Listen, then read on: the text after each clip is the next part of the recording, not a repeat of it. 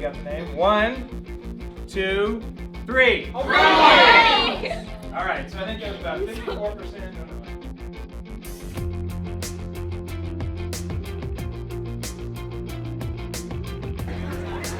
This is Kyle Munson, Iowa columnist for the Des Moines Register. Finally, it's here after a long, grinding, intense, months-long, fierce campaign. It's the Iowa Caucuses, the day of the Iowa Caucuses, finally.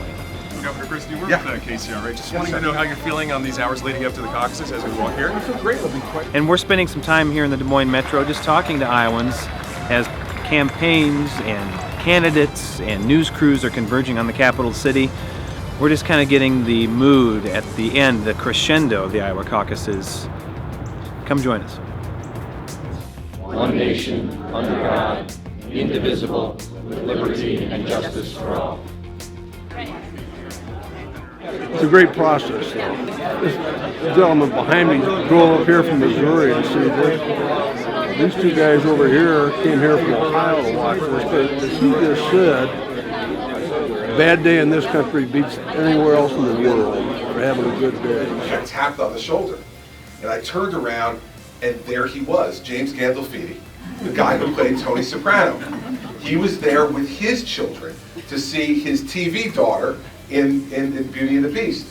And he said, "Hey, aren't you Christie, the federal prosecutor in New Jersey?" And I said, "Yes, I am." And he said, "I'm James Gandolfini." I said, "I know."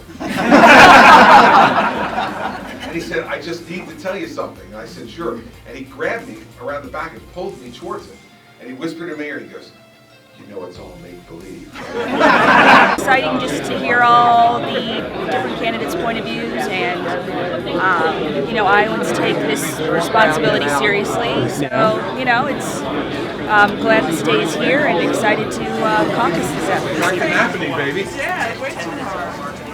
I'm going to leave for Washington, D.C. on noon because we're going to have 8 inches of snow, maybe 10 inches of snow here. They're going to close down the Des Moines airport tomorrow, and I haven't missed a vote in 22 years, and I think I better be back there voting and represent my constituents. I'm a Rand Paul supporter. I'm a libertarian, so I get what he's trying to do. And I don't know. So I'm socially liberal, fiscally conservative, so his views fit with mine really well. I don't like wars, I don't like outrageous spending, I like doing what I want to do, and I feel like he best represents, my views on this. I was telling him the best line I heard was on Fox News Friday night. They do a deal on Friday night, who the winners and losers of the week are for the last 5 minutes. And I think the one guy said, whoever the talking head was, he said his loser of the week was somebody in the debates, okay? And he said the winner of the week were the bartenders in Des Moines, Iowa. It's been Caucus Mania. It's been fun. Downtown Des Moines is an awesome place. We've actually been all over the state. We're following Bernie Sanders. Okay. So we've been all over eastern Iowa, a lot of Cedar Rapids, Dubuque, Davenport.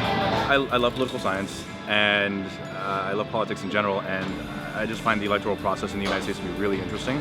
And 2008 and 2012, I really followed it avidly, and I thought this would be a good time to come. This would be a once in 8-year opportunity really to come and see both parties caucus and pick a candidate they want in this particular state. Although we may not have free college, we need to make sure that it's cheaper because we really can't do any good jobs in this country without having a higher education.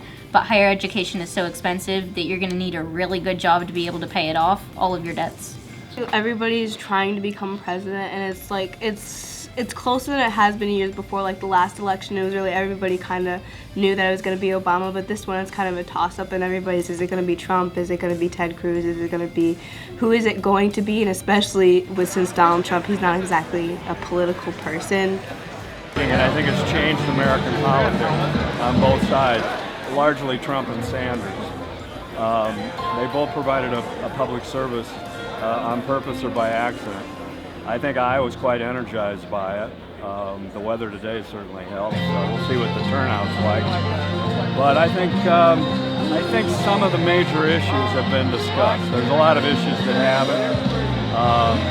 like the budget and things of that sort. But immigration, Second Amendment, I think it's been a good conversation here in Iowa. I think Iowans, without being gaudy, should be proud of their effort.